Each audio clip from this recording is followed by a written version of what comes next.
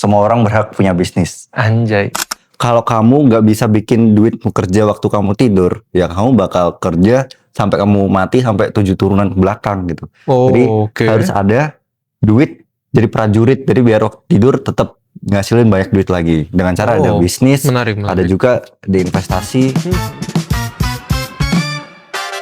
Oke, halo teman-teman, kembali lagi dengan aku Johannes. Nah, kali ini mungkin kita bakal masuk ke segmen yang baru nih teman-teman, yaitu ngobrol bareng Rejal atau ngobral. Nah, siapa sih Rejal ini? Nah, mungkin aku jelasin sekilas lah teman-teman. Dia ini ya bisa dibilang co-founder dari SFR, yaitu Start Franchise. Nah, mungkin boleh langsung Rejal kenalan sebentar ke audiens. Oke, halo teman-teman ya. Ini ada segmen baru ngobrol. Jadi aku di sini co-founder dari Start Franchise. Kita startup ya bahasanya. Betul. Nah, isinya full mahasiswa di sini. Jadi kita build full AI semua, bikin platform marketplace buat franchise. Oke, nah kita memang bergerak di ranah Start Franchise, tapi kita juga ingin membawa POV baru nih mengenai ya perkembangan-perkembangan ya yang ada di Indonesia. Mungkin dilema yang dialami kita semua, terutama Gen Z atau juga mungkin yang milenial terkait terkait pekerjaan, terus bisnis, tips-tipsnya. Nah, di sini aku Johannes bakal ngulik lebih dalam nih terkait sama bareng Rejal lah, nanti sharing diskusi bareng. Boleh. Gitu. Ya. Biar nanti kalian juga boleh banget nih buat komen, tanya-tanya, bebas. Kita sangat open buat itu. Nah, mungkin aku langsung aja masuk ke materi yang pertama sih. Pembuka lah ya buat episode ngobrol ini, yaitu kenapa sih kan kita nggak bisa pungkiri banyak nih ya teman-teman kita itu employee, itu kayak secara income itu masih bisa dibilang per tahunnya itu kayak growth-nya itu stagnan lah, atau naiknya tuh ya paling cuma dikit banget gitu, yang dimana sedangkan kalau kita lihat biaya itu makin naik gitu ya, kekejar inflasi naik ya, betul, harga naik cepet ya, dan income masih kalah growth-nya. Nah itu gimana nih Jal buat ya dari POV-mu mengatasi hal itu? Oke, jadi buat cara naikin income ya, biar kita ngalahin di inflasi Indonesia, yaitu kalian harus belajar teman-teman, ya harus mengikuti perkembangan di AI. Benar. Salah satunya, kalau kalian misalnya di banyak teman-teman employee di sini ya, fokus di 9 to 5 tuh sampai bener fokus sampai selesai, sampai in the end, sampai di notice sama di atasannya, akhirnya dapat engagement lebih, dapat offering opportunity bagus lainnya. Sampai expert banget. Itu harus pakai AI sih teman-teman zaman sekarang. Terus kalau semisal ya oke lah aku tipenya entrepreneur nih, aku pengen buka bisnis sendiri. Ya udah mulai usaha, karena semua orang di sini berhak punya usaha. Kalian takut tuh sekarang buat apa? Soalnya sekarang udah zamannya AI, dan juga sekarang banyak opportunity bagus, kayak salah satunya di franchise, bro. Oke. Nah, kalau kita tiba-tiba mau ngomongin bisnis ya, ini kan kita let's say aku juga senasib mungkin dengan teman-teman juga yang employee ataupun juga ada yang magang, bingung dengan masa depannya. Nah, pengen buka bisnis. Nah, masalahnya ketika mau buka bisnis itu pasti struggle pertama adalah modalnya kan. Bisa dipungkiri modal. Yang kedua, bingung cara mulainya. Nah, gimana tuh Jal? Oke, ada dua ya berarti ya. Betul. Kalau modal pertama, ya kalau emang nggak ada modal sama sekali, ya bantulah orang yang punya modal gitu. Bantu orang yang punya modal sampai di notice, pasti modalnya bakal ngalir sendiri kalau ada skill gitu. Ngumpulin modal sendiri ya, buat ngumpul modal sendiri atau enggak bantu orang aja. Ntar bakal ada yang invest lah di kamu sendiri. Menarik. Jadi modalnya emang nggak dari kamu yang modal skill doang, modal udah doang. Yang kedua, tadi kalau mereka gak ada pengalaman, ya sekarang udah ada AI bro, gak ada pengalaman. Sama udah ada franchise sekarang. Sekarang kita udah nge-platforming gampang nih. Kalian tinggal klik aja, udah langsung bisa beli bisnis yang udah pernah punya 1000 outlet, bahkan 10.000 outlet. Jadi pengalaman di sini cuma alasan doang.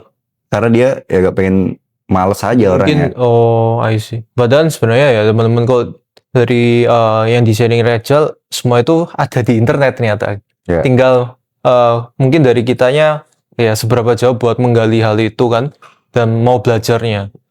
Aku jadi teringat nih quotes dari Warren Buffett. Apa? Dia udah top of the top nih. Bener sih. Aku juga terinspirasi sama beliau kan. Dia bilang tuh, kalau kamu nggak bisa bikin duit kerja waktu kamu tidur, ya kamu bakal kerja sampai kamu mati, sampai 7 turunan ke belakang gitu. Oh, Jadi oke. harus ada duit jadi prajurit, jadi biar waktu tidur tetap ngasilin banyak duit lagi. Dengan cara ada Oh, bisnis, menarik. ada juga di investasi, ada juga pakai yang lain.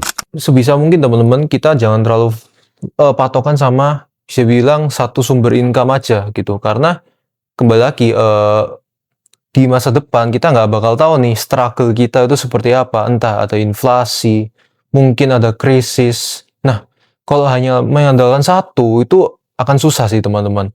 Nah, maka dari situ banyak nih opsi tambahan super income gitu, yang kita mungkin kita nggak perlu mikir hanya naruh uang, itu bisa jalan sendiri. Investasi. Nah, salah satunya mungkin yang lagi rame juga ya franchise gitu. Itu mungkin juga bisa jadi peluang teman-teman buat belajar bisnis dan melakukan dan berhasil di situ, bonus gitu kan. Nah, mungkin sekarang kita masuk ke tipsnya nih, Rachel. Tips apa tuh bro? Tipsnya ini lebih kepada ya how to start lah. Tadi kalau kita ngomong problem, sekarang masuk nih ke fase startnya nih. Apa sih yang perlu diperhatiin buat kita-kita mungkin yang baru nih, pengen mau terjun ke dunia bisnis, mungkin juga franchise itu termasuk pastinya. Nah itu gimana tuh Jal? Tips dari kamu? Kalau teman-teman di sini mau start ya, itu langsung aja, gak usah banyak AIUEO kayak aku harus riset ini A B C D. Start ya udah start apa aja tuh, yang paling deket dulu. Sama kalau pengen lebih aman dan biar gak banyak bangkrut ya, banyak trial error, start beli franchise, langsung aja cek itu di startfranchise.id. Jadi kayak milih di Shopee lah, kayak milih di Rumah 123, saya sebut merek aja ini gak apa. Jadi kayak pengen milih mau bisnis apa, A, B, C gitu. Bisa Alfamart, Indomaret, Mixu. Tinggal klik, kalau ada modal ya udah tinggal jalan aja, itu udah langsung otomatis jalan. Kalau buat teman-teman yang gak ada modal di sini, pengen start bikin ada passive income baru, ada pengen usaha baru, ya cara-caranya cuma ada satu, ikut orang aja dulu. Berarti jual keringet dulu. Berarti kalau aku tangkap dari Rachel ini kayak ibaratnya nih, sebenarnya kita kalau mau mulai bisnis ya jangan terlalu banyak mikir. Kalau maksudnya dalam artian bukan asal gerasa gerusuk, tapi kalau kebanyakan mikir overthinking malah yang ada gak jalan gitu kan. Benar. Tapi lebih ke manajemen resiko mungkin ya. Jadi pasti namanya bisnis ada peluang ya, tidak bisa dipungkir adalah berhasil atau gagal gitu kan. Nah maka dari situ kita lebih ke ngitung resikonya. Kalau resiko ini kita rasa udah ini kayaknya sangat mendekati peluang gagalnya itu sangat kecil. Just do it aja.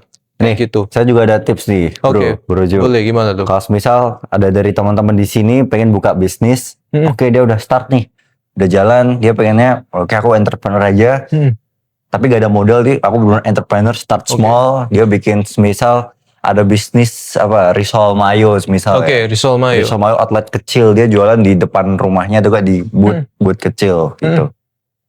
Dia jalan sendiri karena dia emang passion di situ. Udah 1 bulan, 3 bulan ternyata laris. Terus dia bingung nextnya, aku laris nih, nextnya aku gimana ya? Mungkin mau dicabangin. Yes, ini aku ada knowledge baru setelah saya di sini 1 tahun lebih ya.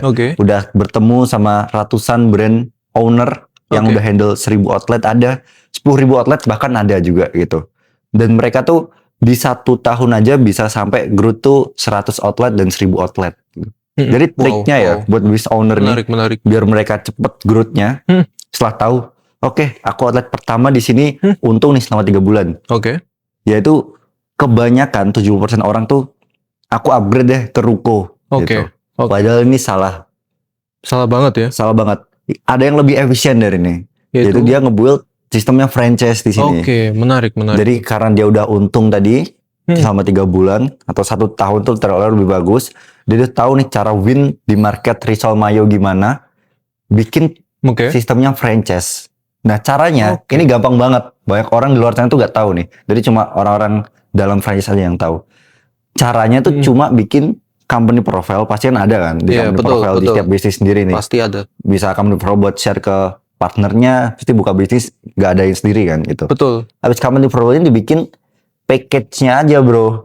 Jadi company profile A sampai Z sampai akhir, terus di tengah-tengah diselipin package nih. Oke, aku ada package franchise A Risau Mayo dengan kalau di boot harganya 20 juta gitu. Dapat ingredientsnya apa aja kayak baju buat Risau Mayonya, bahan baku, pelatihan, SOP training dan sebagainya gitu. Terus package B ada package kios atau ruko gitu.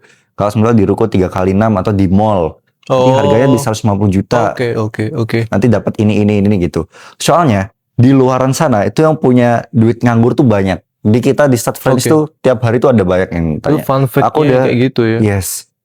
Aku ada duit 1M nih, habis dari kerja dari luar negeri. Tapi gak tahu mau diapain. Gak tahu mau diapain. Aku di luar negeri cuma bisa, semisal dia, ya ini true story di satu franchise ya.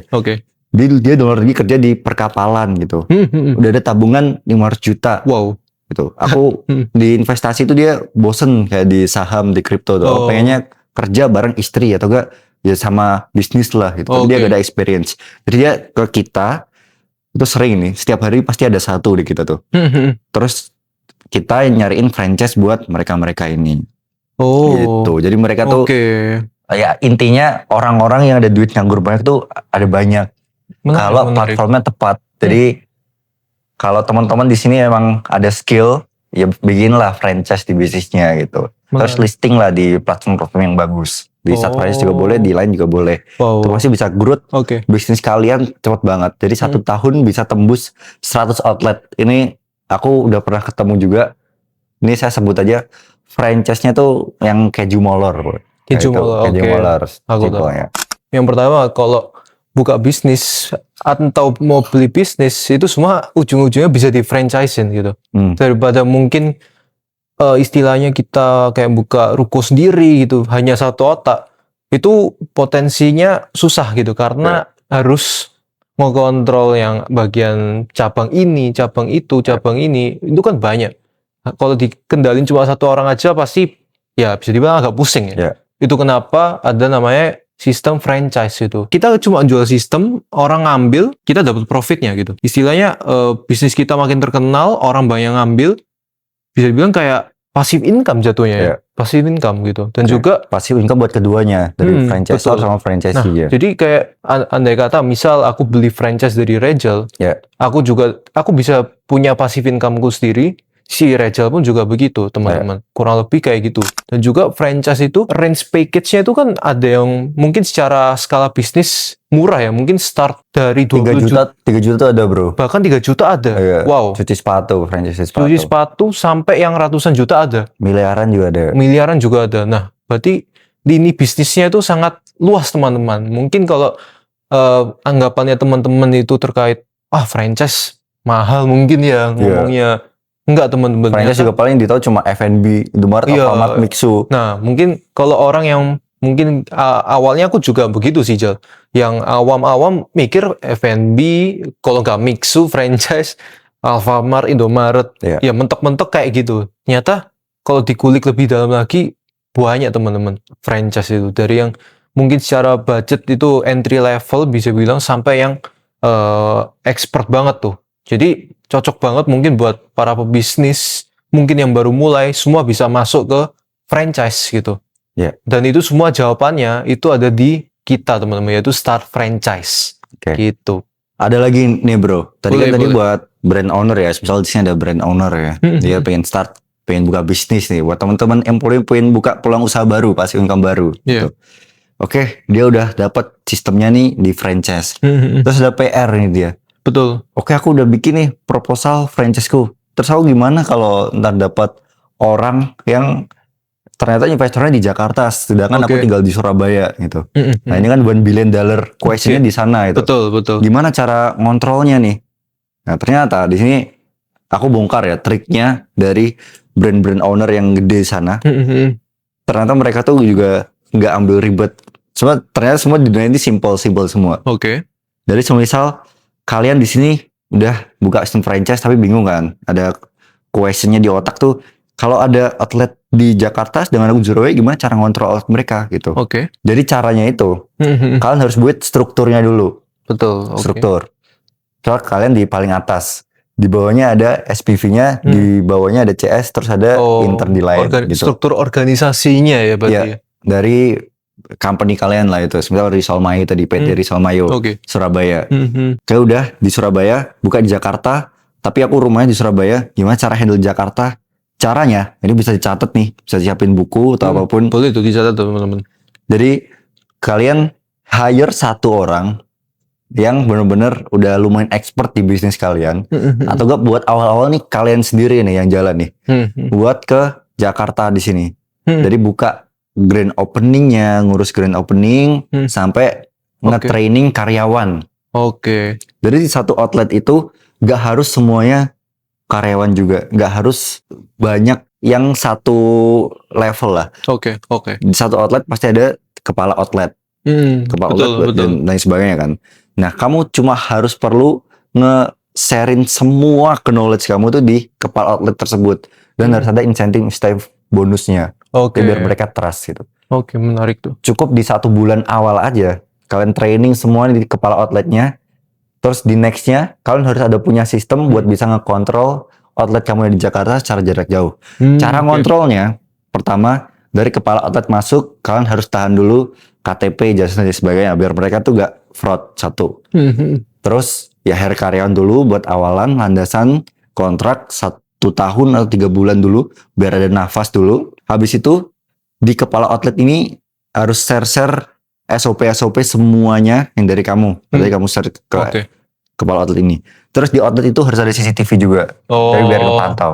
Sama kalau bagus, semua pakai QRIS lah, biar bisa cek di POS kan, biar terhindar dari fraud. Kalau ada cash, ya langsung di-sharein, jangan lama-lama. Kalau bisa di hari itu juga harus di-share lah. Di-share, Jadi ini kayak teknis ya, bisa dibilang teknis, ya? Teknis, buat mantau cabang-cabang. Nah, itu misal cuma 1 cabang, Jakarta doang. Ya, aku pernah tanya juga ya, ada podcast juga di YouTube Satu Franchise sama Luka bro, Luka es krim. Luka es krim. Di mall-mall tuh ada banyak tuh. Tuh. Jadi dia cara ngontrol, ini lebih luas nih jangkauannya, per provinsi. Luka, Tadi kan per kota, Surabaya, Jakarta doang. Tapi kalau per provinsi, Provinsi Jawa, Provinsi Kalimantan, Sumatera, Papua, itu gimana caranya? Coba, menurutmu gimana caranya bro? Waduh, pusing, gak kebayang sih Mas Yan nih. Ternyata caranya juga gampang. Dia tinggal aja hire di atasnya kepala outlet yang ngurus regional tiap provinsi. Dipecah lagi ya? Yes, jadi tapi di provinsi ini salary-nya agak tinggi atau enggak ada profit shares-nya dari company-mu itu. Jadi dia kayak ada kebagian lah dari company itu. Nah, ya simpel itu bro aslinya bro. Tinggal trust gak sama manusia itu, sama SOP-nya harus jelas. Kalau ada SOP semua, pasti di luar negeri pun juga sistem juga sama kurang lebih. I see. Ilmu daging sih teman-teman. Ini aku juga baru pertama kali nih langsung dikasih tips, dan juga teman-teman pastinya buat tips nih. Nanti one day kita semua gitu ingin memulai bisnis, even seperti franchise, itu kita udah punya nih knowledge tipsnya gitu, biar kita bisa langsung aplikasi nanti suatu saat kalau misal langsung mau jalanin kayak gitu teman-teman. Mungkin ya kurang lebih gitu aja ya Jal ya, buat sharing terkait tips-tips, mungkin problem yang kita alamin juga.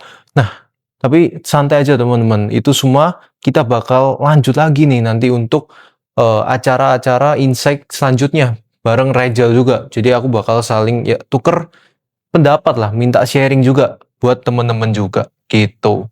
Oke, thank you Rejal kalau gitu buat sharingnya. See you on next episode. Semua orang berhak punya bisnis. Anjay.